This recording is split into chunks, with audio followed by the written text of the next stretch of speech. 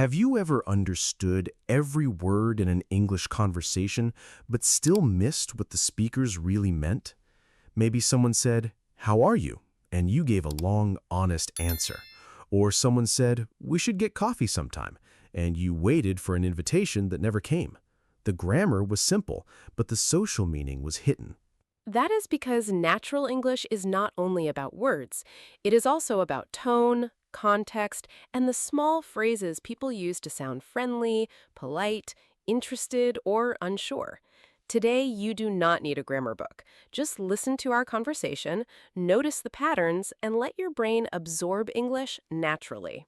Hello, everyone, and welcome to Think and Talk in English, the Fluency podcast. I'm Adam. And I'm Sarah.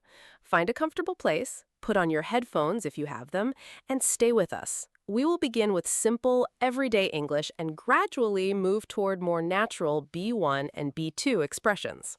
Most of today's episode is a relaxed conversation between Sarah and me. Sometimes we will stop and explain an expression. We will also keep our repeat after us sections so you can speak out loud and copy our rhythm. You can listen while walking, driving, cooking, or resting. You do not need to understand every single word. Try to follow the main idea first. When a useful phrase appears again, your brain will begin to recognize it automatically. All right, Sarah, let's begin with one of the easiest questions in English, or at least it looks easy. How are you? I'm good, thanks. How are you? I'm pretty good. I was tired this morning, but my coffee helped. That was a normal little exchange. But, Sarah, when you asked me how I was, did you want a complete report about my health, my work, my family, and every problem in my life? Not really. I care about you, of course, but in that moment, "How are you?" was mainly a friendly greeting. It was like saying, "Hello, I see you. Let's begin our conversation." That is an important social rule. The question looks personal, but the usual answer is short and positive. You might say, "I'm good, thanks," "Not bad," "Pretty good," or "I'm doing well." Then you normally return the question. Exactly. If you are having a difficult day, you can still be honest without telling the whole story. You could say, "I've been better, but I'm okay," or "It's been a long day." These answers are honest, but they also give the other person a choice. They can ask for more information if they want to. Let's imagine that I see you in the lift at work. The doors close and we have 20 seconds together. I say, "Morning, Sarah. How's it going?" I would probably say, "Good, thanks. A little busy today. How about you?" I would not begin a 10-minute story because we only have a few seconds. But if we were close friends sitting quietly in a cafe, the same question could be real. I might look at you carefully and say, "Sarah, how are you really?" Then I would understand that you truly wanted to know. I might say, "Honestly, I've been feeling stressed lately." The words are almost the same, but the place, the tone, and the relationship change the meaning. This is why learners sometimes understand the vocabulary but feel confused in real life. Natural conversation has a second layer. You hear the sentence, but you also read the situation. Let's practice.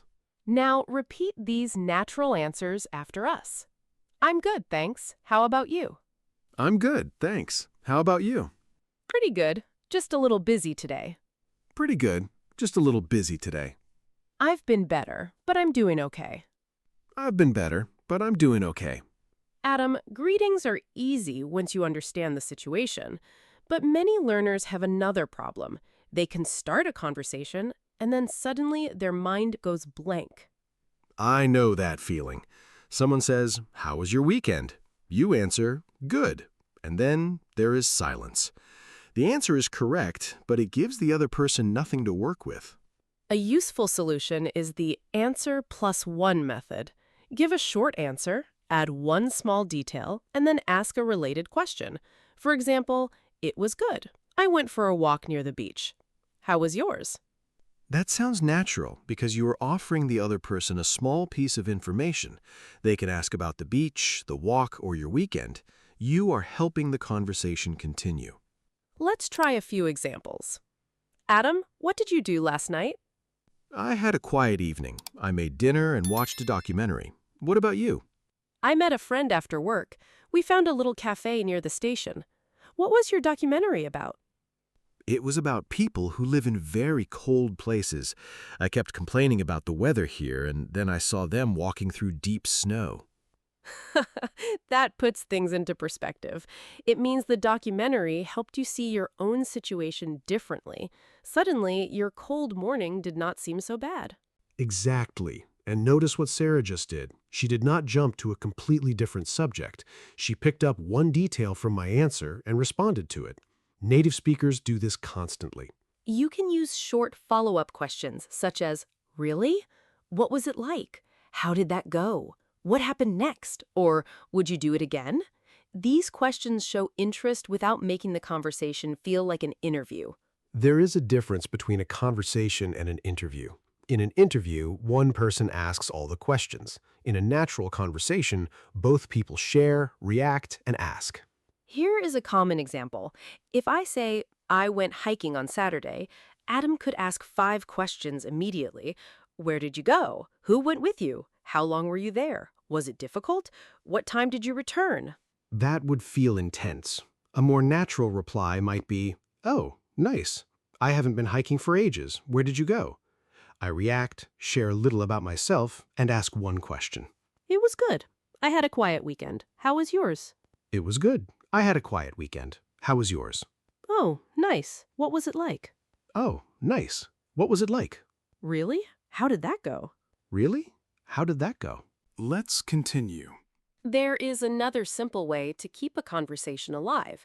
You can use small reactions while the other person is speaking. These reactions show that you are present and following the story. You mean words such as, right, exactly, I see, and that makes sense. They are short, but they tell the speaker, I'm listening, please continue. Yes, we sometimes call this active listening. You are not taking control of the conversation. You are giving the other person little signs of attention and encouragement. Let's imagine you are telling me about your first day in a new job.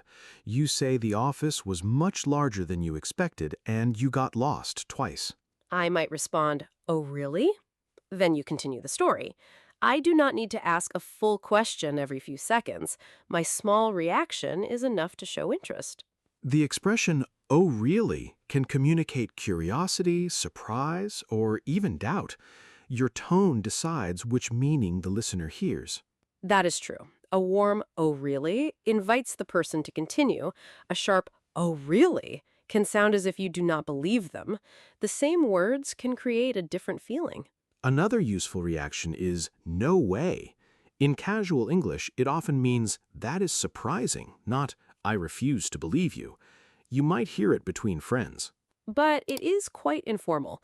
In a meeting with your manager, "That's surprising," or "I wasn't expecting that," may be safer and more professional. We should also avoid reacting to every sentence. If I say, really, amazing, wow, incredible, again and again, I may sound unnatural or as if I am not truly listening. Balance is the key. Listen quietly, react when something is interesting, and pick one detail for your next question. That creates a comfortable rhythm. So natural listening is active but not noisy. A nod, a smile, or one small phrase can give the speaker confidence to finish their thought. Okay, repeat after us. Oh, really? What happened next? Oh, really? What happened next? I see. That makes sense. I see. That makes sense.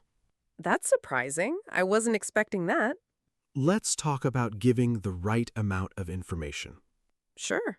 Sarah, you mentioned that a conversation should not feel like an interview. It also should not feel like a long speech. How do we know how much information to give?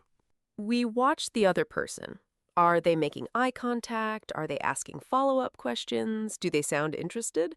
If the answer is yes, we can continue. If they keep looking at the door or giving very short replies, it may be time to finish. So, good conversation is not only speaking, it is noticing. Let's imagine I ask, are you doing anything this weekend? I could say, "I'm visiting my sister. She recently moved into a new apartment, so I'm helping her choose some furniture." That answer has enough detail to be interesting, but it is not too long. Then I could say, that sounds like a big job. Does she know what style she wants? Now the topic grows naturally from one detail. Right. But sometimes we do not want to talk about a subject. Maybe it is private, complicated, or simply not the right time. We can answer politely without explaining everything. For example, if someone asks, "Why did you leave your last job?" You might say, "It's a long story, but I felt ready for a change." That is a complete answer, and it gently closes the private part. Another useful phrase is, I'd rather not get into it right now. This is more direct, so your tone should be calm and friendly. It means you do not want to discuss the details.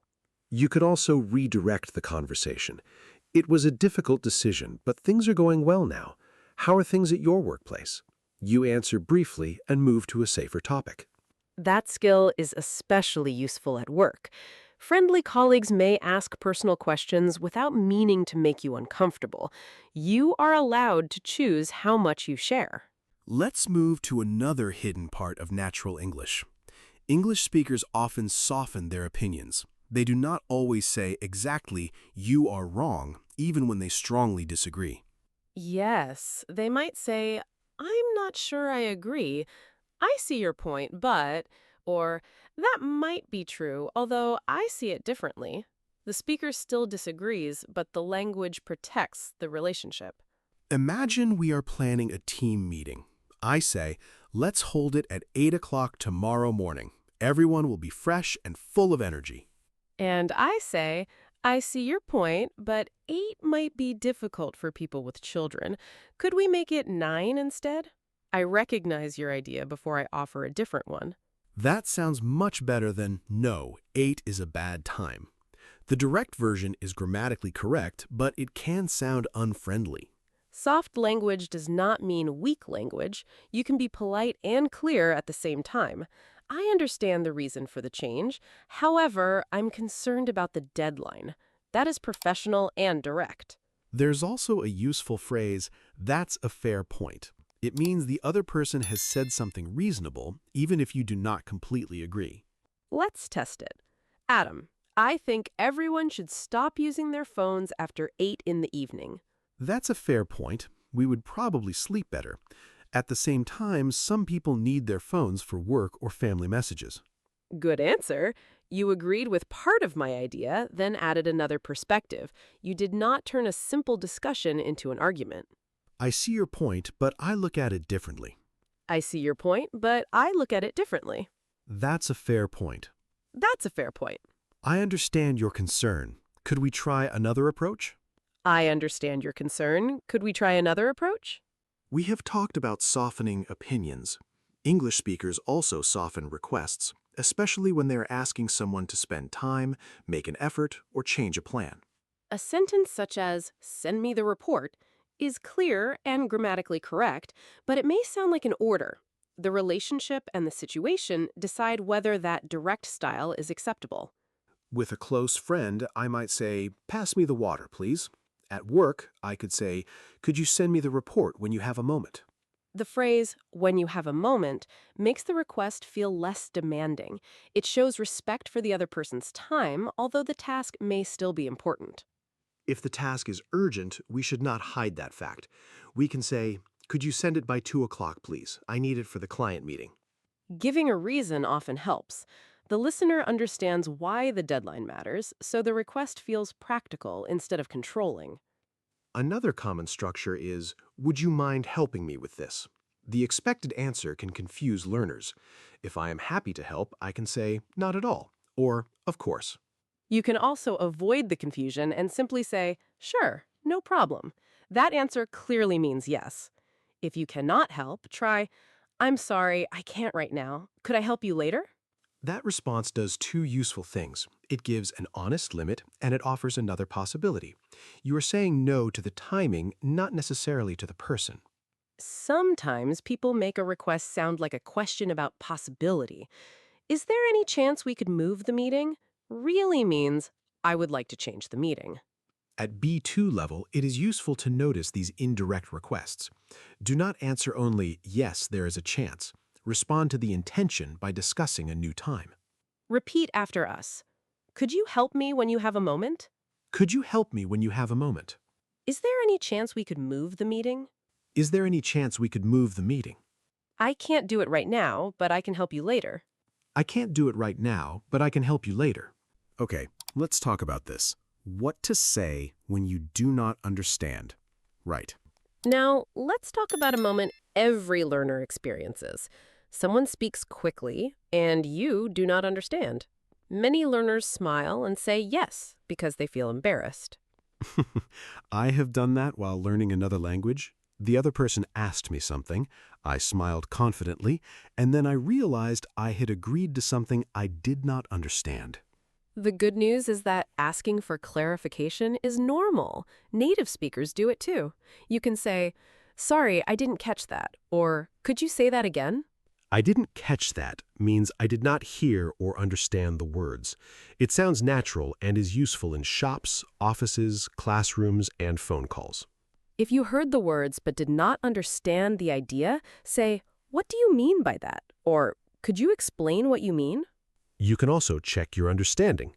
So, if I understand correctly, you want me to send the report before lunch.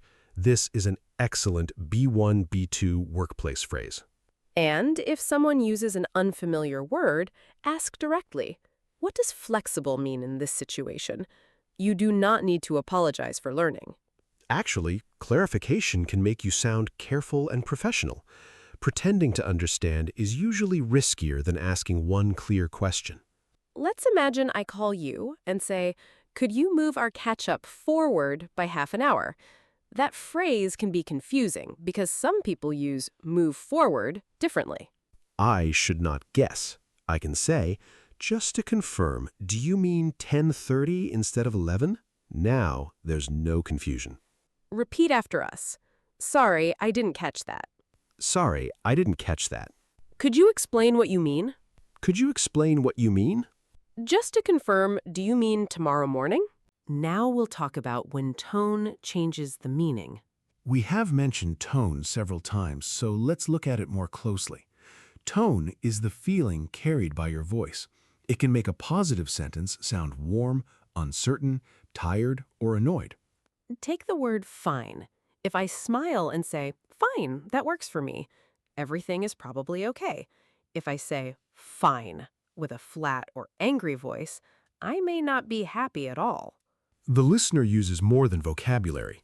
They notice speed, volume, pauses, facial expression, and the situation. These clues help them interpret the real message. Another interesting expression is, "That's interesting." It can show genuine curiosity, but sometimes people use it when they are surprised, unsure, or trying to respond politely. If someone shows me a creative idea and I say warmly, "That's really interesting," I probably want to know more. If I pause and say, "Well, that's interesting," I may have doubts. This does not mean you should become suspicious of every friendly phrase. It simply means one sentence cannot always tell you everything. Look at the full conversation. Messages and emails make tone more difficult because we cannot hear the voice. A short message such as "okay" may look cold even when the sender is only busy. That is why people sometimes add, "Sounds good," "Thanks," or "No problem," to make a short message feel warmer. One extra phrase can prevent unnecessary worry.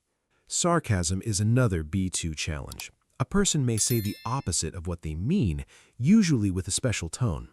If it starts raining during a picnic, someone might say, "Perfect weather." The words are positive, but the situation tells us the real meaning. Sarcasm can be funny between friends, but learners should use it carefully because tone and culture matter. If you are uncertain, focus on clear and sincere English. You do not need sarcasm to sound fluent. Understanding it is more important than using it. Listen for the emotional direction of the voice. Does it rise with interest? Does it become quiet or tense? These details help you understand what the words leave unsaid. Repeat after us. "Fine, that works for me." Fine, that works for me. "That's really interesting. Tell me more." That's really interesting. Tell me more. "Sounds good. Thanks for letting me know." Sounds good. Thanks for letting me know. Invitations that may not be invitations. Exactly. Earlier, we mentioned the sentence, "We should get coffee sometime." Sarah, is that a real invitation? Sometimes it is, and sometimes it is simply a warm way to end a conversation. If there is no day, time, or follow-up question, the speaker may only be expressing friendliness. So if someone says, "We should catch up sometime," I can say, "Yes, that would be nice." I do not need to open my calendar immediately. Exactly. But if you truly want to meet, you can gently make it specific. Say, "I'd like that. Are you free next weekend?" Their response will show whether the invitation was serious. This also happens when people make plans. "I might come" is not a promise. "I'll see how I feel" usually means the person hasn't decided, and sometimes it's a polite way of saying probably not. Natural English often leaves a little space. People may avoid a hard no because they don't want to disappoint someone. Listen to the whole message, not only the positive words. If I invite you to dinner and you say, "That sounds lovely, but this week is a bit busy," I should understand that you are probably declining. Yes, if I wanted another date, I might add, "Could we try next week instead?" Offering another time shows real interest. If I don't offer another time, I may be politely saying no. And what about ending an actual conversation? Sometimes learners stay because they don't know how to leave politely. A natural phrase is, "Well, I should let you get back to your day." You can also say, "It was lovely talking to you. I'd better get going," or "I won't keep you any longer." Those phrases prepare the other person for the ending. You don't suddenly say goodbye and disappear. You create a small bridge between the conversation and leaving. Repeat after us. "We should catch up sometime." We should catch up sometime. "I'd like that. Are you free next weekend?" I'd like that. Are you free next weekend? "It was lovely talking to you. I'd better get going." It was lovely talking to you. I'd better get going. Great. Joining a group conversation naturally. One more difficult situation is joining a conversation that has already started. You may know the people, but you do not want to interrupt or make the moment uncomfortable. A simple approach is to move closer, make eye contact, and listen for a few seconds. When there is a natural pause, you can say, "Mind if I join you?" If it is a work discussion and you have useful information, try, "Sorry to interrupt, but I may be able to help with that." This explains why you are entering the conversation. You can also connect your comment to something you just heard. "You mentioned the cafe. I went there last week." Now your contribution feels relevant, not random. What if two people keep talking and there is no pause? In some conversations, you need to signal politely that you want to turn. You might say, "Can I add something?" Or, "Before we move on, could I mention one thing?" These phrases are especially useful in meetings and group classes. If you interrupt accidentally, say, "Sorry, go ahead," and let the other person finish. That small repair shows respect and keeps the interaction friendly. A good group speaker also notices quieter people. You can invite someone in by saying, "What do you think?" or "Have you had a similar experience?" That turns speaking into connection. Fluency is not about talking the most, it is about helping ideas move comfortably between people. And when you need to leave the group, use the same kind of bridge we discussed earlier. Say, "I'm going to get another drink. It was nice talking with you." You can also say, "I'll let you continue, but thanks for including me." That works when you joined briefly and do not want your departure to feel sudden. Watch how experienced speakers enter, take a turn, invite others, and leave. Those social movements are an important part of natural conversation. Repeat after us. Mind if I join you? Mind if I join you? Can I add something? Can I add something? Sorry, go ahead. I'll let you finish. Sorry, go ahead. I'll let you finish. A complete natural conversation. Let's bring everything together in one natural conversation. Imagine Sarah and I have not seen each other for several weeks.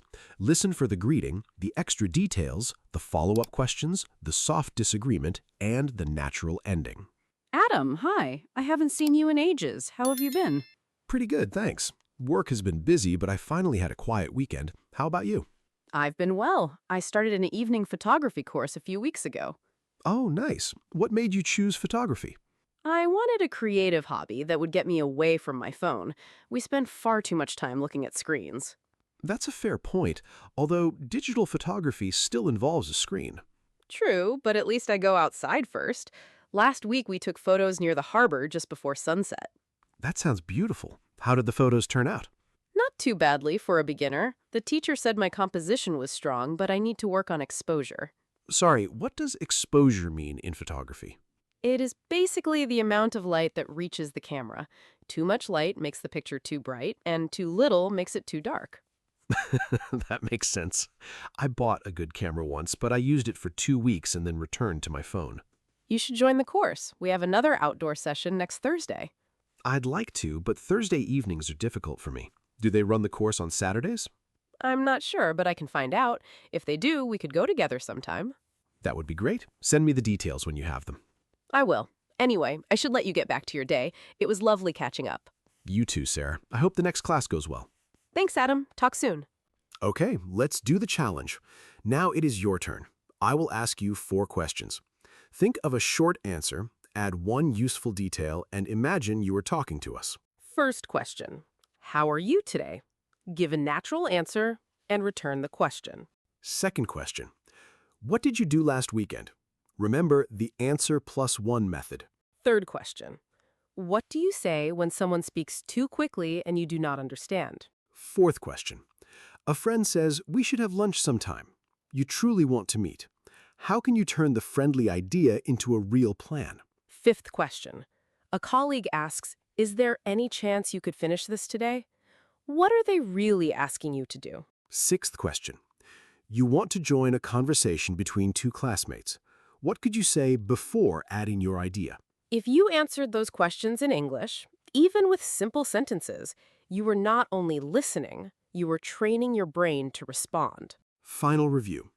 Today, we learned that natural English has more than 1 layer. The words give us the basic message, while the context, tone, and relationship help us understand the speaker's real intention. We learned to give a short answer with 1 extra detail, ask natural follow-up questions, control how much personal information we share, and disagree politely. We also practiced asking for clarification, understanding uncertain invitations, making plans more specific, and ending a conversation without sounding sudden or rude. We also explored small listening reactions, polite requests, tone of voice, and the social signals people use when they join a group conversation. These details help you move beyond correct sentences. They help you understand intention, respond comfortably, and build a real connection with the person in front of you. You do not need to memorize everything today. Listen to this episode again later. The second time, you will notice phrases that passed too quickly the first time. And here is our question for the comments. Which expression from today's episode will be most useful in your real life? Rate 1 expression and create your own example sentence with it. We would love to read your answer. Thank you for listening to Think and Talk in English, the Fluency podcast. I'm Adam. And I'm Sarah. Keep listening, keep practicing, keep believing in yourself, and keep using English a little more naturally every day. If this conversation helped you, like the video and subscribe so you can join us for the next episode. Take care, everyone. See you next time. Bye for now.